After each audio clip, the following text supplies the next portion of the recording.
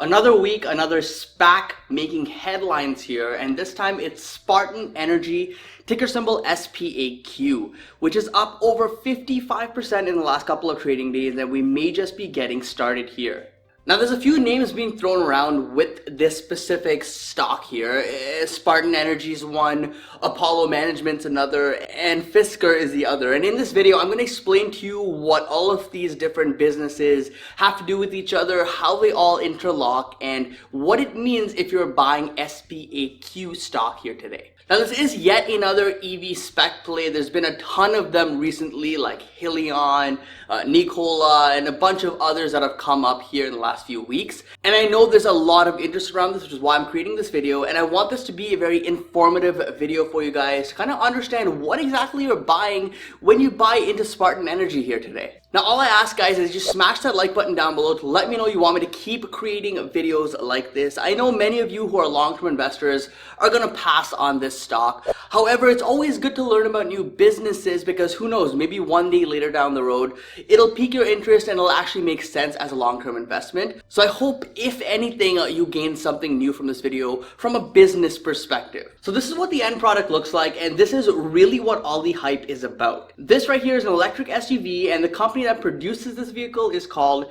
Fisker, and the SUV is called the Fisker Ocean. Now, FYI, guys, if I am butchering the name of the company, please let me know in the comment section down below. Anyways, this company is focused on building and selling an all-electric zero-emission vehicle that has a vegan interior and uses recycled materials throughout the SUV.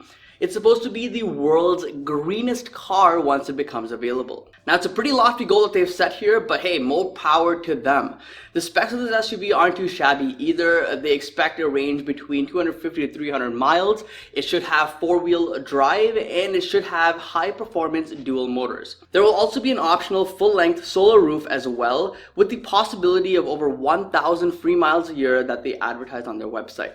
It's supposed to have 0 to 60 time of under 3 seconds, making it a very quick vehicle and one that most people would enjoy driving. Now, personally, I think that these specs are pretty decent. I think it appeals to the mass audience here. You know, it has good range, good performance, and it looks like a pretty good SUV as well. However, the factor that's going to determine whether this is going to be successful or not is, in my opinion, going to be the cost. The starting price will be $37,499 US, but after tax credit and incentives, this could start at under $30,000 US. And if they're actually able to stick to this pricing, it would be quite impressive and quite competitive as well, giving companies like Tesla a run for their money with the Model Y. So, I mean, this definitely has some promise here. This is a pretty good looking SUV, like I said. It is competing in a growing industry, which is why there's so much hype around this business succeeding. However, how does this company tie into Spartan Energy or SPAQ stock, which is what's been rallying the last couple of days? So as of today, Fisker is a private company, but they're looking for a deal right now to go public and trade on the stock market. One of the contenders and bidders in this race to take this company public is Spartan Energy Acquisition Corp. This is yet another blank check SPAC company like SHLL or VTIQ that we've discussed on the channel before. However, this time, the SPAC is backed by a private equity firm called Apollo Global Management, which is a massive $20 billion company that is publicly traded. It's also rumored that Apollo is the leader in the bidding war here for Fisker, and this deal could be valued close to $2 billion. The exciting part about all of this and why there's so much hype right now around this company is because this deal is expected to close as early as next week. As of right now, none of these companies have confirmed or denied this news, as they both declined to comment. And from my experience, more often than not, this typically means that there is some truth to this deal and these news articles that are being released. And there's a high likeliness that this could actually come to fruition here. This news alone sent SPAQ stock flying during the back half of last week because investors or speculators or day traders, whatever you want to call them, are expecting a similar move in the stock as we've seen in companies like SHLL and VTIQ, which rallied as well on merger news with the respective companies they were closing with. Now, the big difference with this stock versus the other ones is that the deal isn't finalized yet. Spartan Energy is just one of the bidders, maybe the top contender here for winning this. However, there's a huge risk compared to the others because the merger isn't finalized, the deal isn't finalized, and everything could fall through, and your investment could also fall through as a result. It's crazy to see what's happening right now with all these type of SPAC companies out there. There's just easy money being made with these investments, if you will. And Spartan Energy is just kind of on the hype train here. Now, in my opinion, if you're looking at these kind of companies for a short-term trade, quick in and out, make some profits and, move on, I'm sure there's a lot of money to be made here. However, on this channel, I want to focus more on a long-term mindset. I don't necessarily like focusing on these quick, short-term in and out trades because in the end, I don't believe that's the way to really become successful in the stock market. And really, if you want to look at day trading ideas and stuff on these stocks, I'm sure there's tons of channels out there that cover that.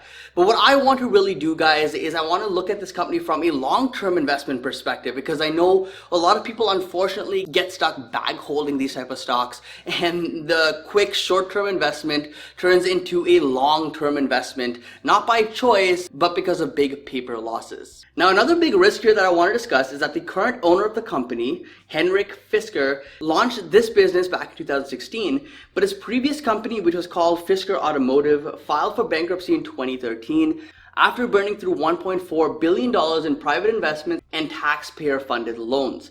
That was also seen as the Tesla killer at the time, but they only ended up making less than 2,000 cars and then the company went under. So could this happen again with this new business that he's built?